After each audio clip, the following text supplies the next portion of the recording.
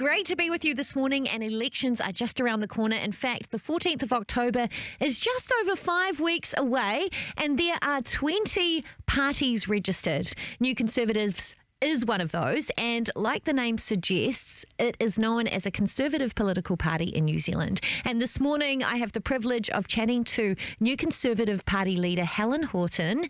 Kia ora, Helen. Thank you for joining me today. Morena, Kat. It's really nice to be here. Thanks for the opportunity. Now, Helen, I'd have to say this, it's been a couple of challenging years for the party. The party has undergone a name change in the last decade. So what has been your approach to leadership in light of all of this? Oh, Kat, I'm not sure if you're aware, I've only been on board the party for the last probably 5 years. So I came on board about a year before the last election, and I became the candidate for Christchurch East. And since then, obviously, after the last election, we had a change of leadership. So there were some changes made around that. We didn't have a leader for about a year.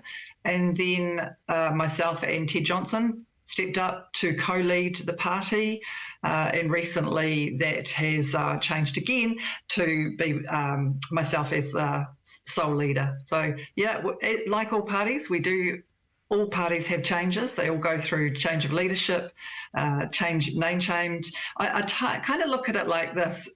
I link it to me being a mother for my children. And I don't know, are you a parent? Yes, I am a parent. Yes. Yeah. Yes. So I think about it how we have our children for a certain amount of time, but they're not really ours. So we look after them while we have them. And I kind of think the same about me being the leader now, or any leader of a party. It's like we've got that privilege for a certain amount of time, and then that changes obviously, but while we're here, hopefully we do the best that we can in that role. Stewardship, I think, is what you're referring to, stewarding resources. Good. So let's talk about party policies and aims and goals. So let's talk about the essence of what your party is about and what differentiates New Conservatives from some of the other minor parties. Well, look, we're a values-based party. We value the family, self-reliance, and smaller government. Being a values-based party means the voting public actually knows precisely what our principles and our priorities are. It's in our name as well, conserve. So we seek to conserve all the good things in New Zealand, and that includes honouring the Christian heritage of New Zealand for all people. New Conservatives have a strong, we're committed to addressing the needs of all of our people. We have a strong foundation and a clear vision for New Zealand.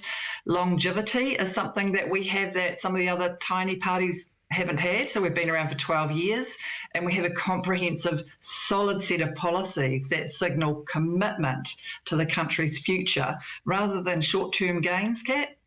We have a dedicated team. Let's talk about some of those policies. No, you've touched on them. So if you were to get into Parliament, what policies would you be pushing? Like if they came to the negotiating table and you knew, look, some of them won't get through, but some we absolutely must push forward, what are those policies going to be?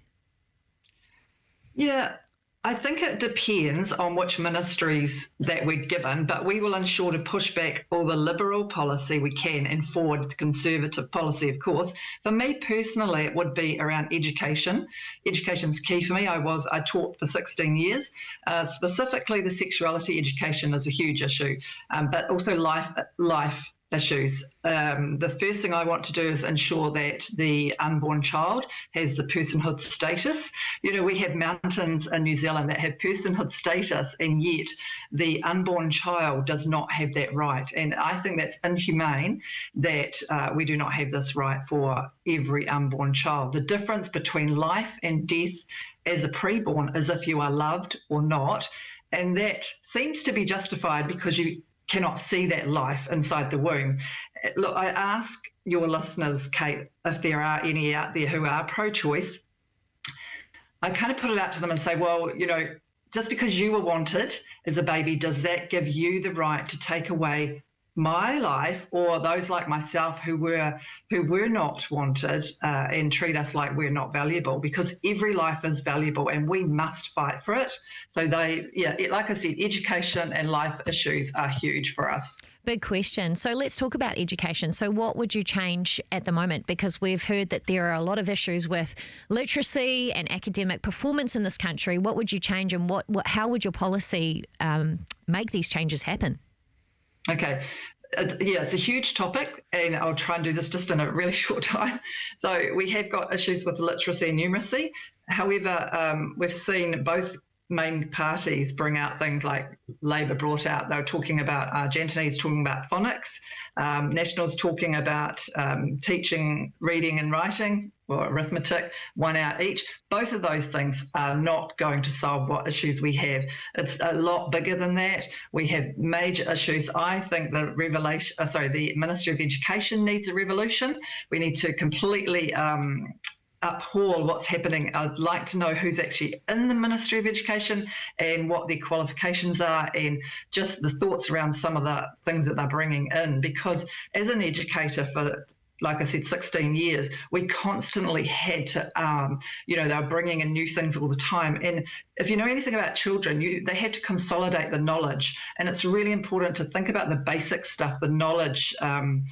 And when we're constantly refreshing all the time, it's like we're experimenting with each generation, and they don't have that opportunity to consolidate knowledge, and that's so important. So we go back to the basics, but also put the control back into the teachers and the school leaders. They know how to teach, Kat. That's what they go to Teachers College for. They know how to teach children how to read and write. That's not the issue.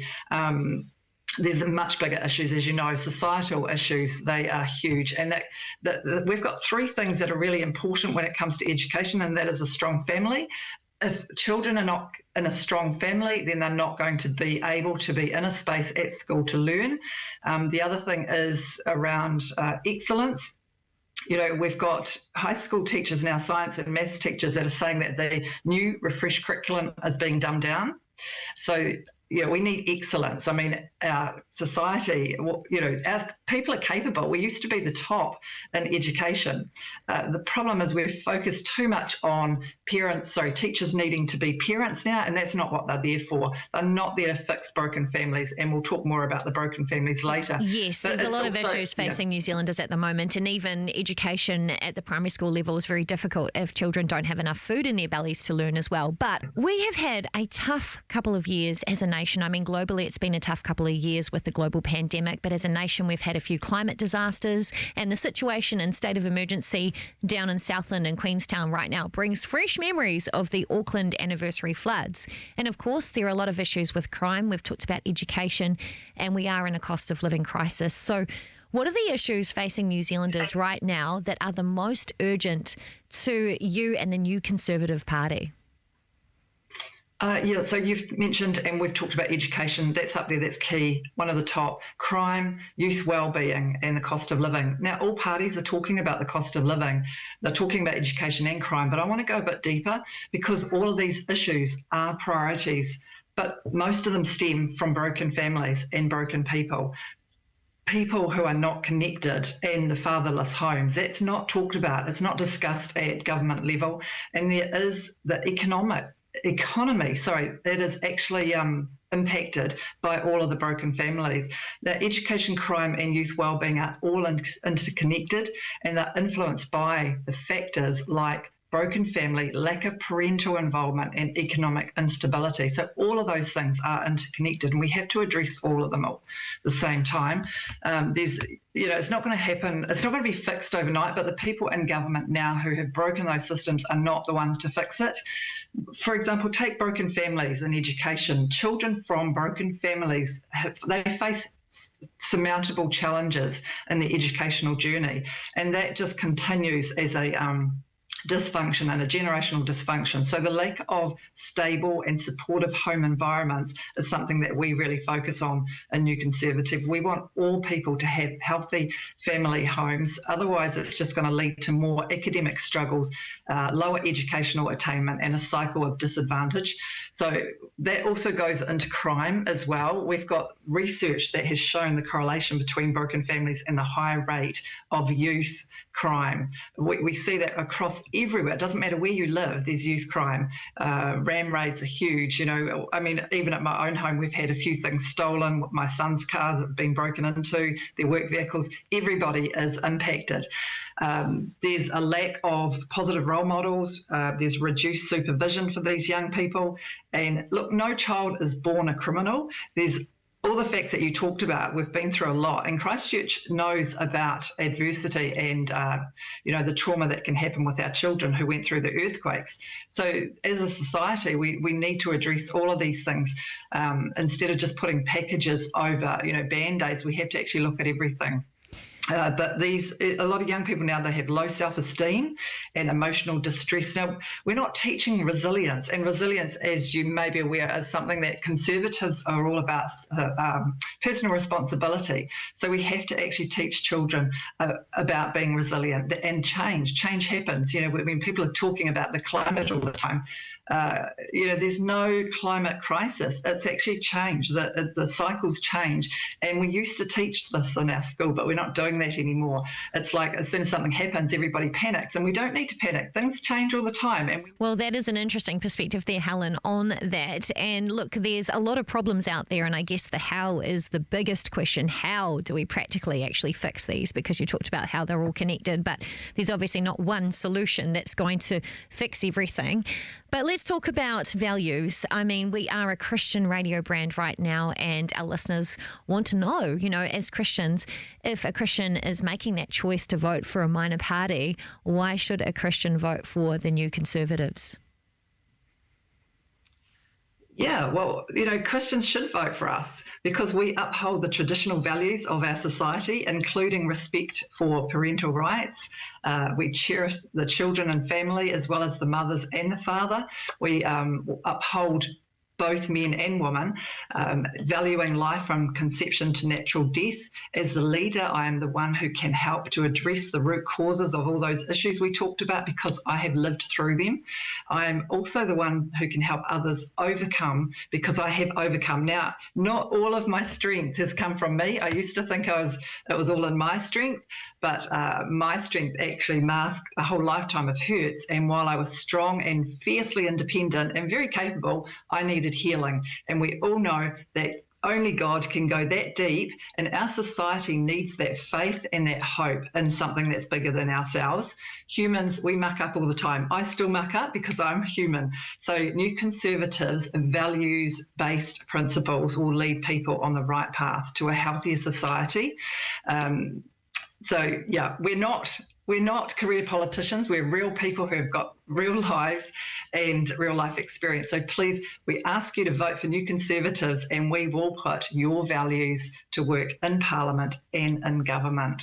Well, thank you so much, Helen Houghton, for having a conversation with me today. I'm sure we could talk for a very long time, but that's all we have time for today. Helen Houghton joining me today from the New Conservatives Party. And of course, a reminder that elections are on the 14th of October. Thanks so much for your time today, Helen.